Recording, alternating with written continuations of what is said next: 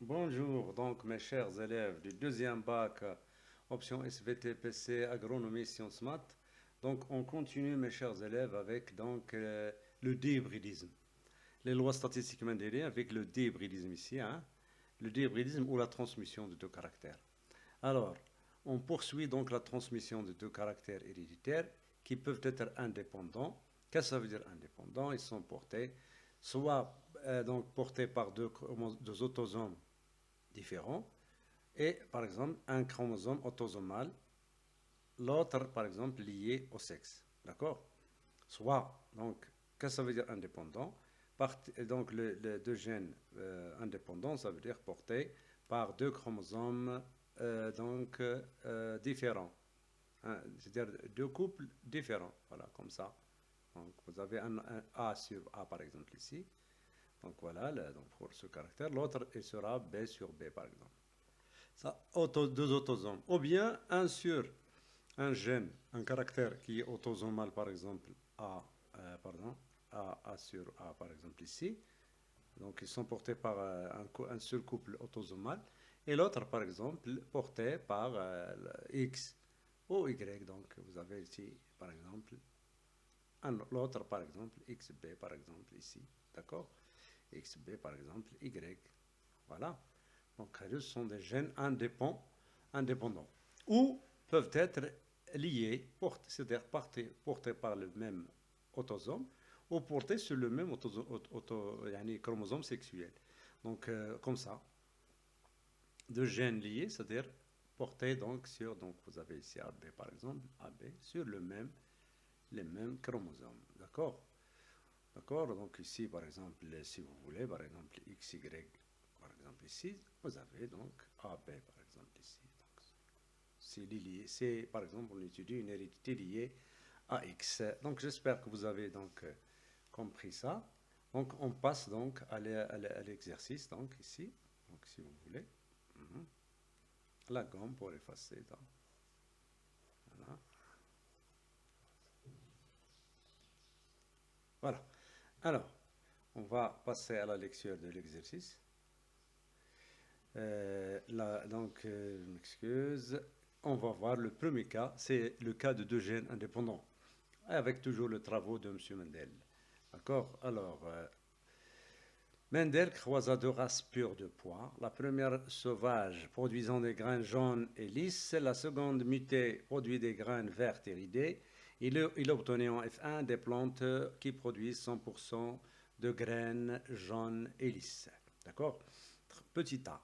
Que peut-on déduire de l'analyse des résultats de ce croisement? Par exemple, la question, donc vous écrivez ici solution. Donc la solution pour... Voilà, on va écrire solution. Donc, petit a ici, que peut-on déduire donc de premier croisement? Déduction.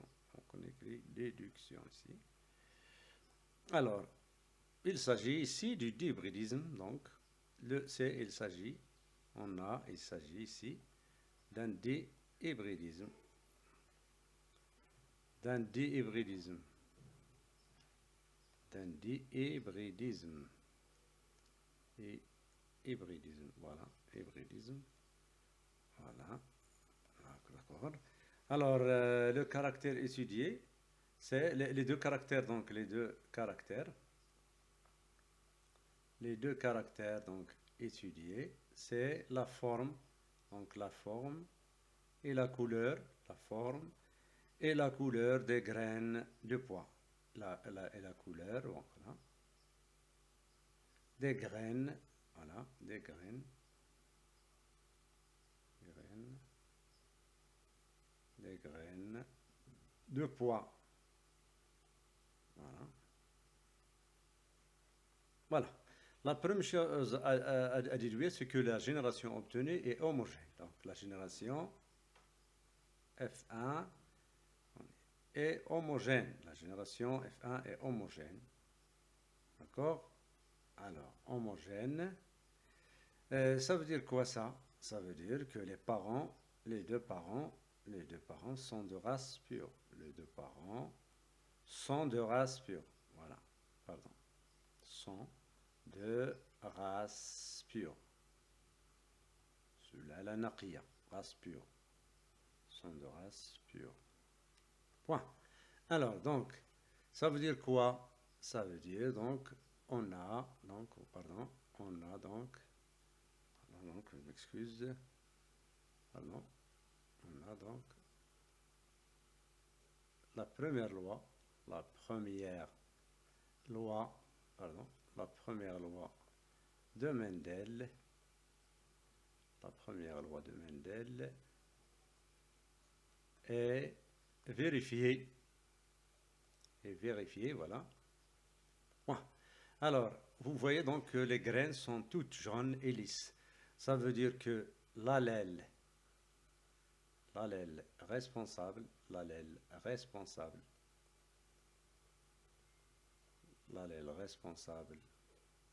pardon, l'allèle responsable des graines, pardon, des graines lisses, on va noter grand L, est dominant, voilà, tout simplement, est dominant par rapport, donc par rapport à l'allèle, donc je m'excuse, à l'allèle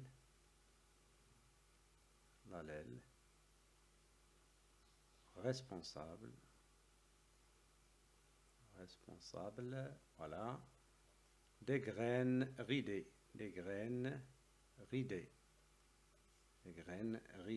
donc petit r, voilà, ridées, petit r, voilà, l'allèle responsable,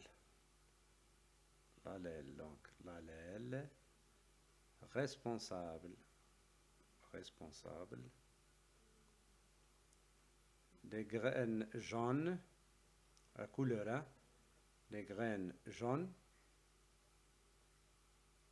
Donc on va noter grand J est dominant par rapport, bien sûr, par rapport à l'allèle, voilà, on va écrire comme ça, à l'allèle responsable, bien sûr, responsable des graines vertes,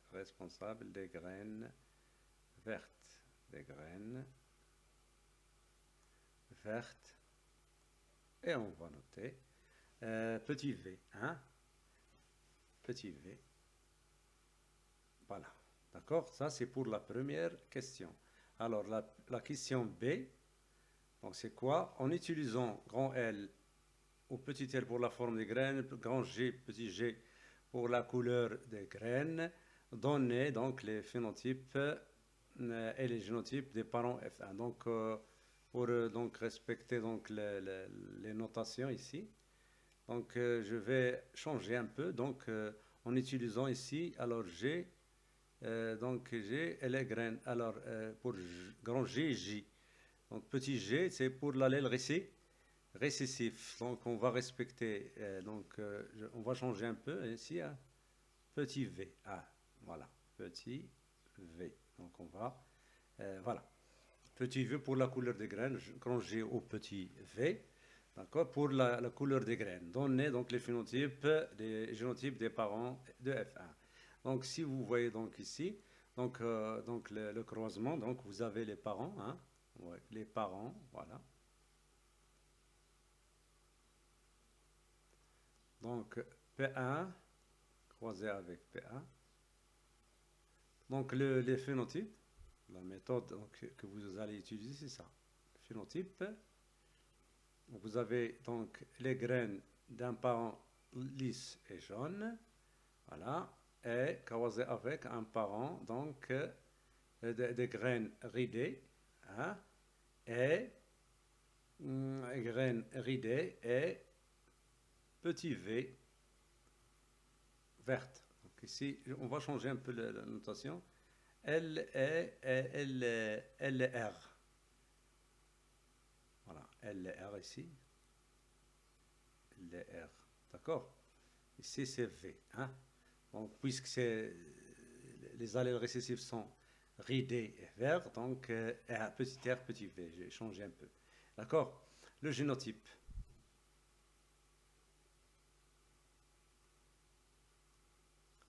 Donc les parents sont de race pure, donc, et on va supposer bien sûr, donc on est en cas de gènes indépendants, donc les deux gènes donc, de la couleur et de la forme des graines sont situés sur deux couples différents. Donc L sur L, G sur G. Croisé avec R sur R, comme ça. C'est comme ça que vous allez faire vous aussi. Petit v sur petit v. D'accord? Donc, d'accord, donc après c'est les gamètes, donc les gamètes, voilà, je m'excuse, gamètes, donc cette cellule va subir la méiose, donc on va obtenir un seul type de gamète, quatre cellules mais contenant un seul type de gamète, donc le L comme ça, J, ça c'est un type, 100% donc un seul type de gamète. Pour l'autre parent, donc, il va donner donc, un seul type de gamète RV. Donc ici, Kawa, ici, c'est la méiose. Toujours, il faut respecter cette écriture. Méiose, donc après, c'est la fécondation, comme ça. Vous respectez aussi ce que je fais ici. Hein? La fécondation, fécondation. Voilà. Donc, formation de zygote. Donc, vous avez le zygote qui aura L sur R, hein, pour la forme des graines, et G sur petit v. G sur petit v.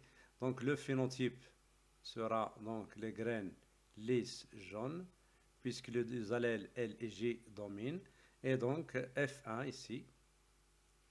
Vous allez F1, donc la génération F1, hein, 100%, donc 100%.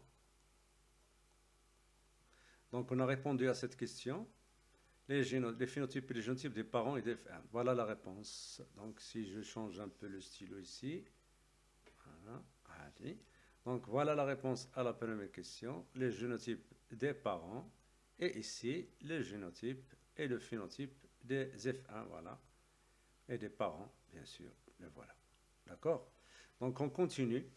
Donc, Mendel a sémé les graines F1, c'est-à-dire ces graines, et à la floraison, il a laissé l'autofécondation, l'Irsabdati, de se réaliser. Il a obtenu en F2, donc, 315 graines lisses jaunes, 32 graines ridées vertes, donc les phénotypes parentaux, et deux phénotypes ici, recombinés, 101 graines ridées jaunes, 108 graines lisses vertes. D'accord? Alors, calculer le pourcentage de chaque type de graine. Donc, le calcul du pourcentage ici, petit a.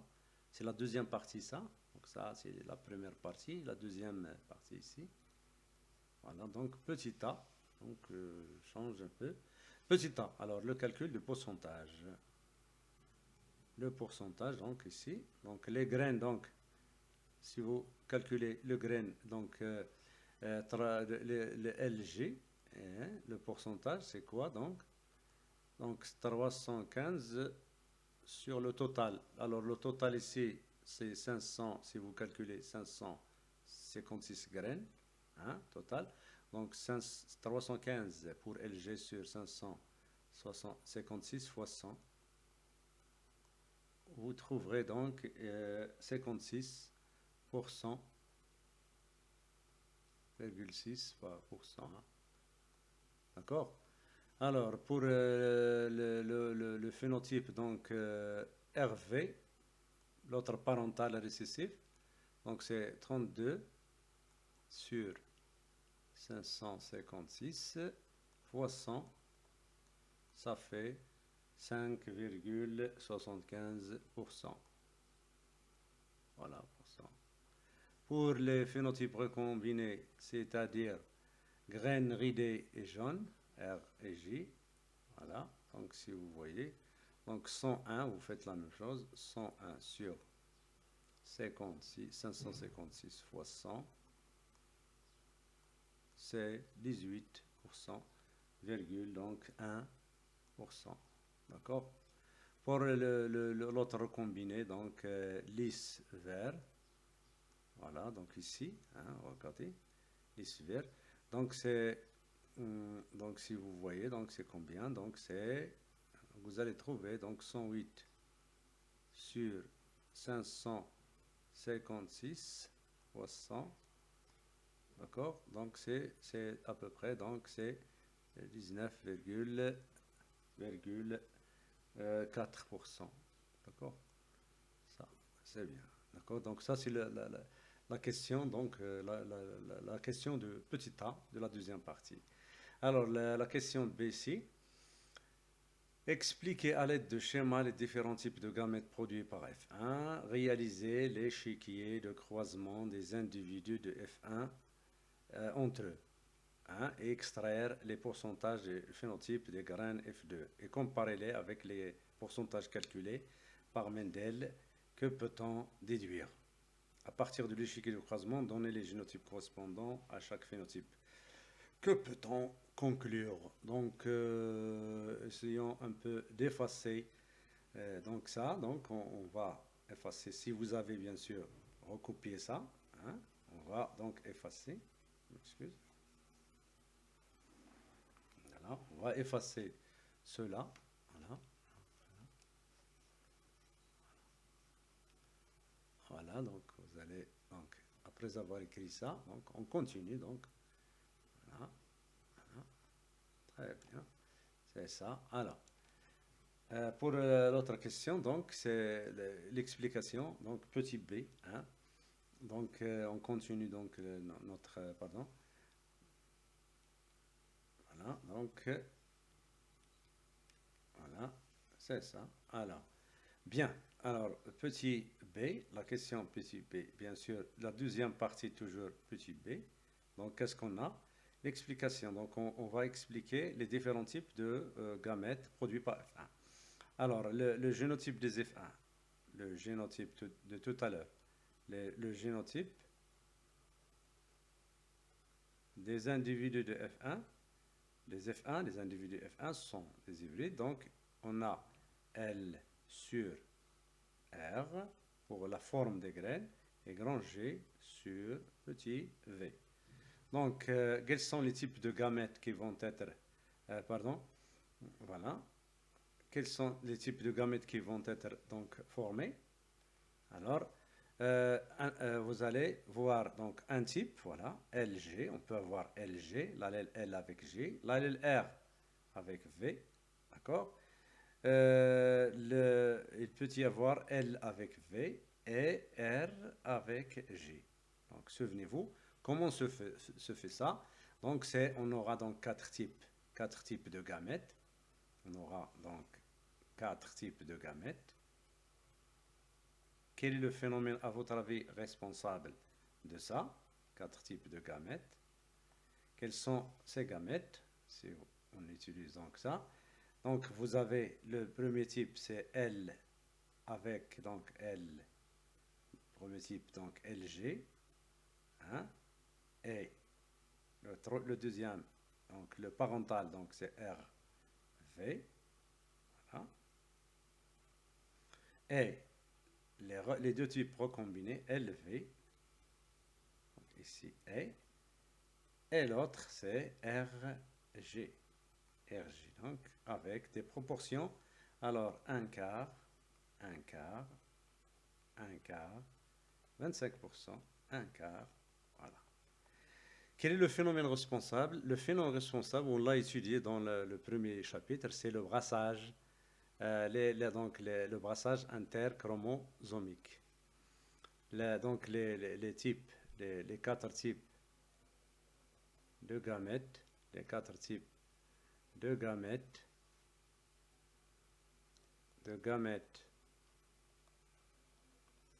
de F1 s'expliquent par le phénomène,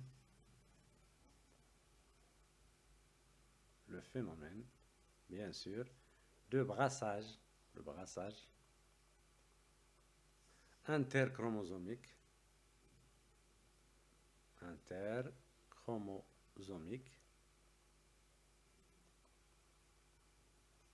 en anaphase bien sûr, un de la méiose, en anaphase F1, attention, de la méiose.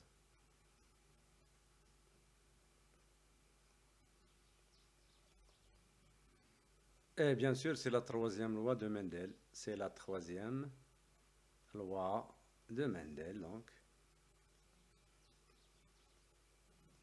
Donc, formation de quatre gamètes. Formation de quatre gamètes. Quatre types de gamètes. Équipe probable, c'est-à-dire la même proportion.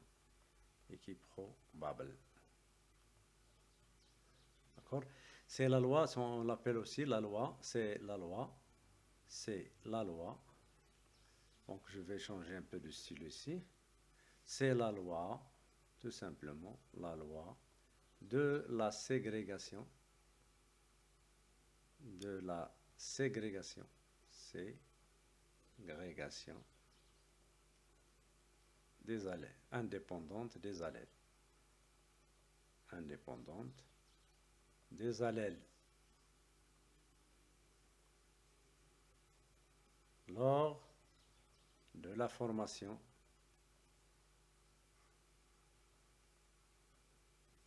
des gamètes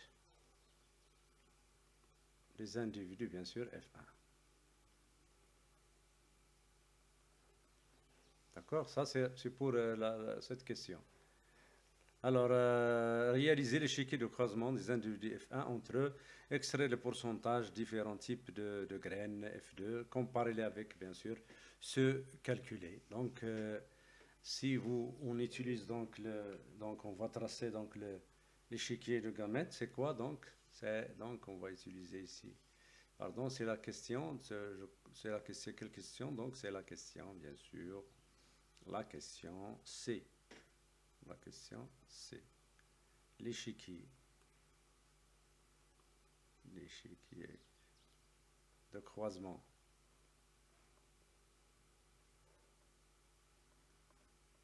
des individus F1, des F1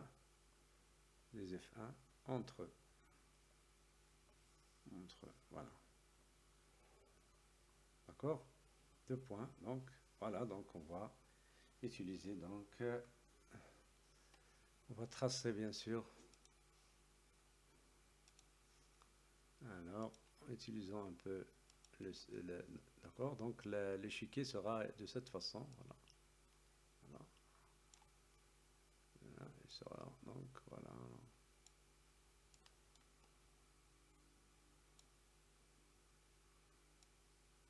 Pardon.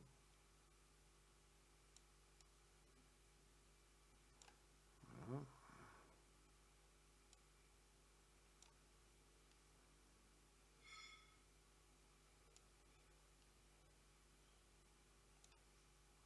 Donc, voilà l'échiquier, voilà, très bien. Donc, voilà. On aura l'échiquier de cette façon, donc. Quatre types de gamètes pour chaque individu de F1. Voilà, donc vous tracez comme ça, vous utilisez donc comme ça, donc tracez un tableau comme ça. On appelle ça l'échiquier de gamètes ou bien l'échiquier du croisement. Donc vous avez ici, voilà. Bien sûr, voilà. Donc vous allez utiliser donc ça. Alors les gamètes, voilà, je m'excuse, les gamètes, donc voilà, les gamètes, donc vous écrivez mal ici, femelle. Pardon, on change un peu la taille, femelle. Voilà. Donc, le premier type, vous avez LG. Voilà. L'autre type parental, ici, je vais l'écrire ici, RV. LG ici. Voilà. RV. Pour les gamètes recombinés, donc vous avez RV, hein, maintenant, RV. Pardon, LV, je m'excuse, hein. C'est L, hein, c'est L, donc le deuxième, donc L, grand L, V, le recombiné, et R, J. D'accord? Ça, ce sont les gamètes, donc recombinés. Voilà, donc vous avez 50%. Pour celui-là, 25, 25%, 25% ici. Alors, vous avez LV ici, c'est la même chose. Vous avez donc RJ. Ah, d'accord? Alors, très bien. Voilà. Et vous écrivez ici les génotypes. Donc, si LG se rencontre avec LG, donc vous remplissez ça, L sur L, G sur G. Les graines seront donc LG. Voilà. La proportion, c'est 1 sur 16. Voilà. Et ainsi de suite. Donc, vous complétez ça. Donc, je vais faire avec vous cette première rangée. Donc, L sur L, G sur V. Voilà. Et donc, les graines seront lisses jaunes. Lisses jaunes. Et ainsi de suite. Vous terminez. Donc, L sur R, G sur G, etc.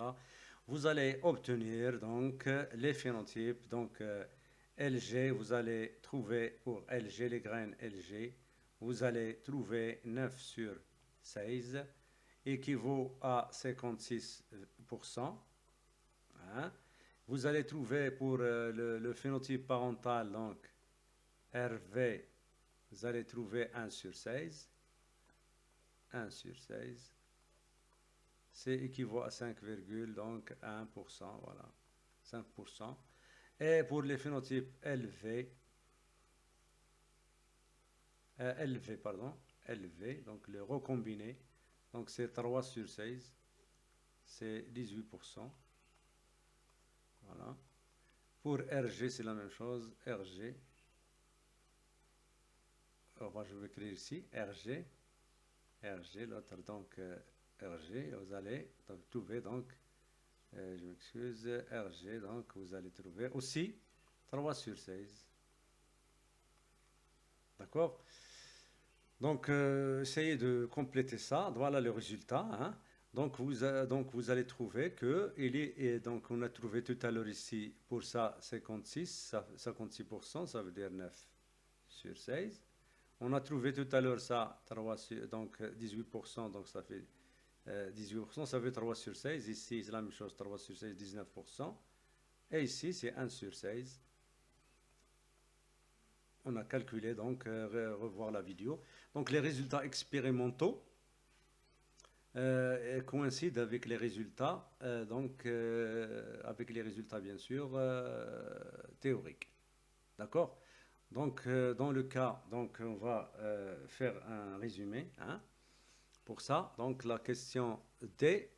À partir de l'échec de croisement, donner les phénotypes correspondants à chaque phénotype de F2. Que peut-on conclure? Donc, j'ai déjà répondu à ça, donc c'est la même question. Donc, on va conclure, donc on va écrire une conclusion à propos de d'hybridisme gène indépendant, ce qu'il faut savoir. Hein, voilà. On va effacer. Voilà, très bien. Alors la conclusion, voilà. Conclusion, donc. Voilà, donc une petite conclusion qui est très bien ici. Donc on va voir. Alors ici, non, je m'excuse. Voilà le stylo, notre fameux stylo. Donc voilà. Conclusion, donc voilà. Conclusion. En cas donc de deux gènes indépendants, en cas de deux gènes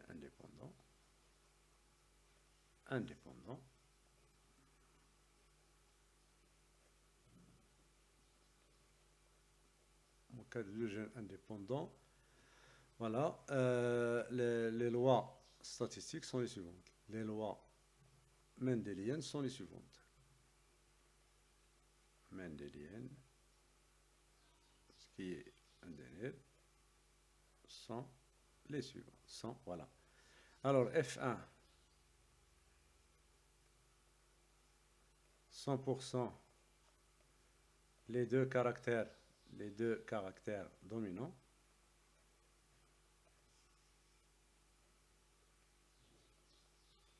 Voilà les résultats donc qu'on obtient.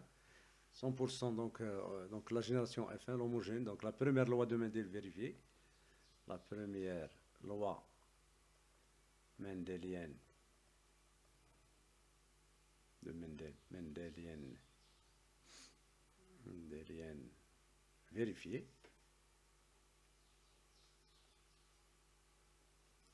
Voilà.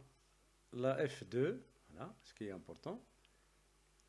Alors, 9 sur 16, phénotype dominant.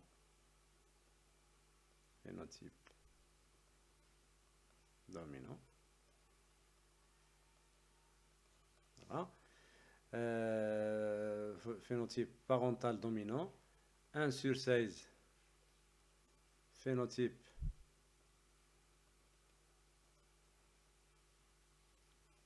récessif.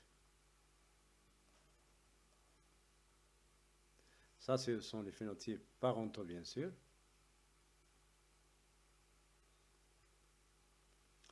Alors, les recombinés, donc, c'est donc 3 sur 16.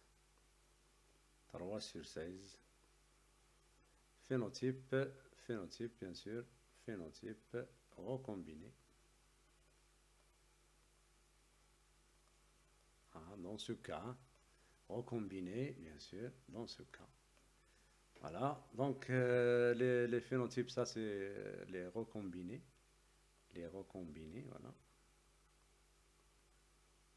Voilà. Alors les recombinés, donc, s'expliquent donc l'apparition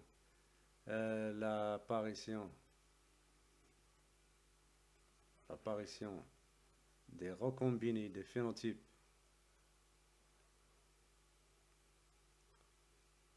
recombinés, phénotypes recombinés, s'explique bien sûr, s'explique par la troisième loi de Mendel,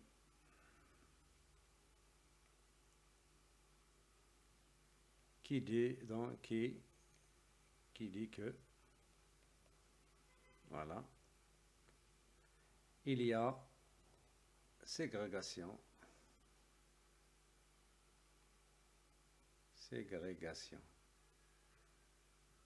indépendante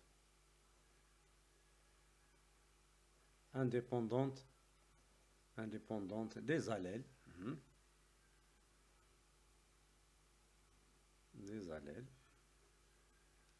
en méiose, voilà, des allèles en méiose chez les individus F1, chez les individus F1. D'accord? Ça d'une part. Donc, il reste encore une chose très importante. On va l'expliquer tout de suite.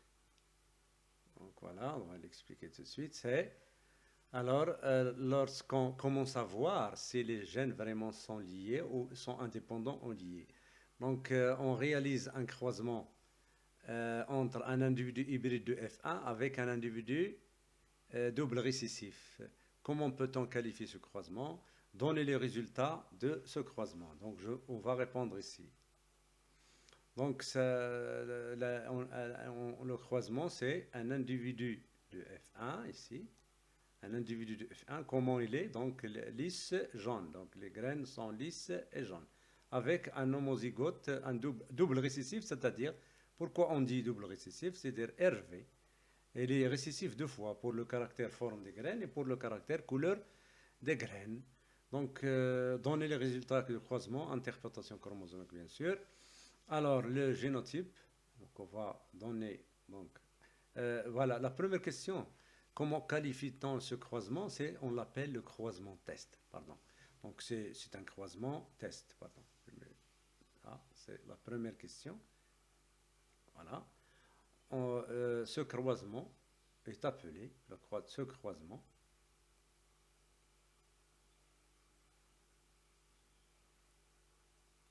s'appelle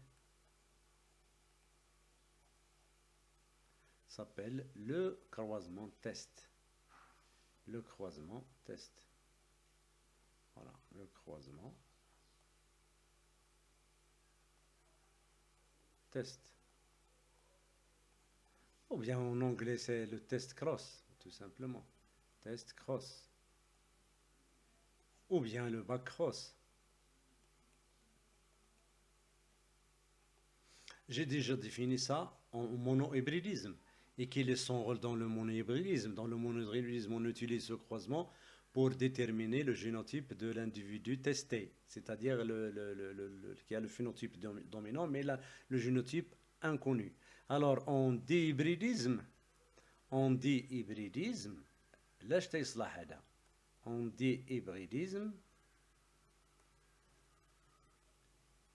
il est utilisé, voilà, il est utilisé, ce croisement, c'est un test là, il est utilisé pour savoir la liaison, c'est-à-dire si les gènes, si les deux gènes, voilà, si les deux gènes étudiés, si les deux gènes étudiés sont indépendants ou liés.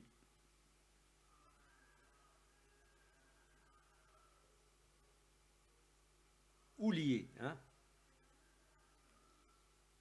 Ça, c'est son rôle dans ce. Comment on va voir dans le cas des deux gènes. Dans notre exercice, ça.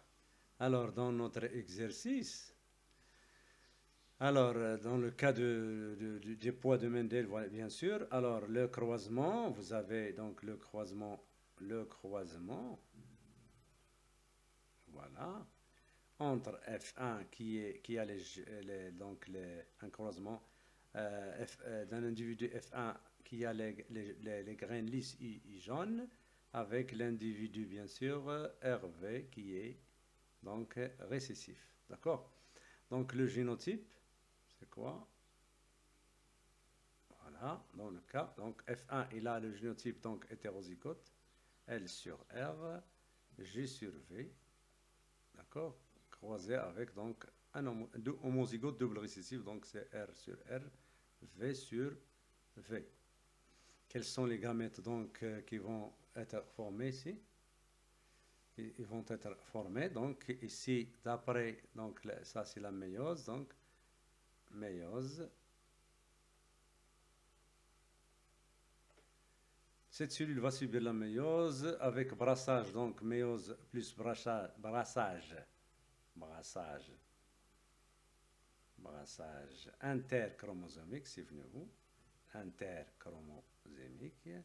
chromosomique, pardon, d'accord. Alors, ici, on a formation de combien de types de gamètes, bien sûr. On aura donc 4 types de gamètes, tout simplement. Vous avez L, G. Vous avez RV, le récessif, le gamète.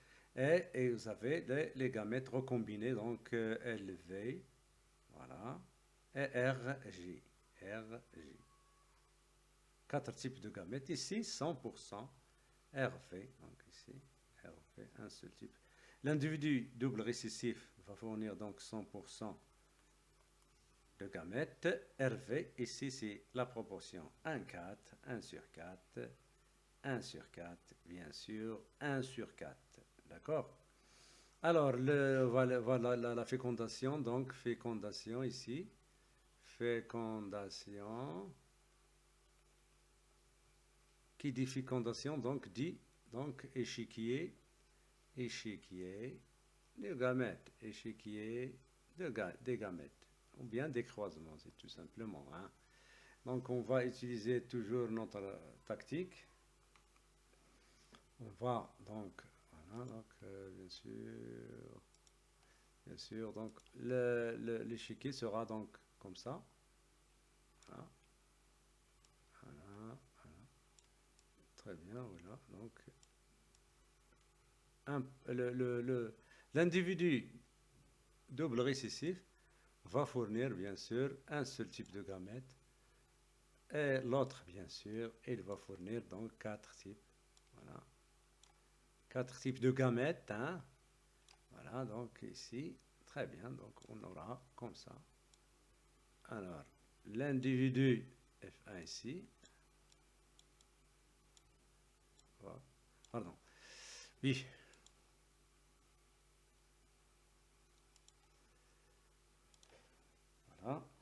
L'individu donc F1 va donc F1 ici.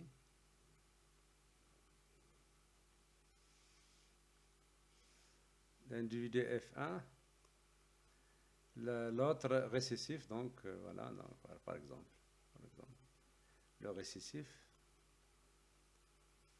Donc vous avez LG,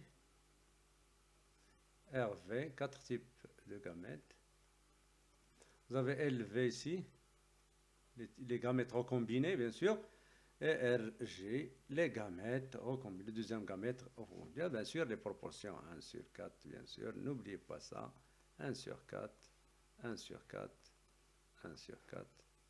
RV ici, 100%, un seul type. D'accord? Donc L sur R ici, formation de génotype R, G sur V. Les graines seront lisses jaunes. La proportion, 1 quart. L sur R, V sur V. Donc les graines seront de type recombiné, LV, avec la proportion, bien sûr, 1 sur 4. R sur R et G sur V. Donc, ils seront donc R, G avec la proportion 1 sur 4. R sur R, V sur V. Donc, les graines seront ridées, vertes, avec la proportion 1 quart. Donc, je récapitule. Donc, dans le cas de gènes indépendants, si on vous donne un croisement et si vous trouvez par exemple que formation de 4 types de phénotypes équiprobables, c'est-à-dire qu'ils ont les mêmes proportions, ça veut dire que c'est une preuve que les deux gènes étudiés sont indépendants. Tout simplement, tout court, indépendants.